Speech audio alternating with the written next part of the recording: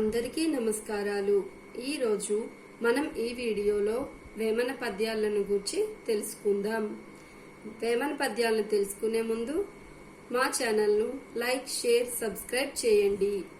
సమాజంలో ఉండే మంచి మంచి విషయాలను గ్రహించి వాటిని చిన్న పిల్లలు సైతం అర్థం చేసుకునే విధంగా చిన్న చిన్న పదాలతో పద్యాలను వేమన గారు మనకు అందించారు। ఈయన రాసిన ప్రతి పద్యానికి చివర విశ్వదాభిరామ వినురవేమ అనే వాక్యం వస్తుంది। దీనినే మకుటం అంటారు। ఈ రోజు మనం తెలుసుకోపోయే వేమన పద్యం మొదటగా ధనము కూడబెట్టి ధర్మంబు చేయక తాను తినక లెస్స దాచుగాక తేనెటీగ కూర్చి తెరువరీకీయద విశ్వదాభిరామ వినురవేమ।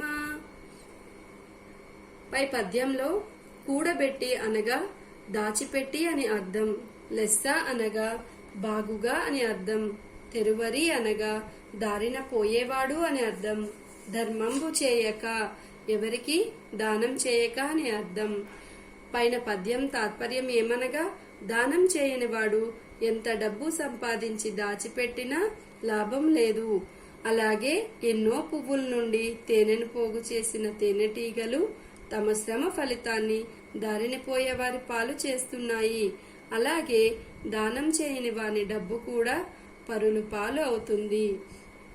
మరిన్ని వేమన పద్యాలను తెలుసుకొనుటకు మా ఛానల్ ను please like, share and subscribe చేయండి।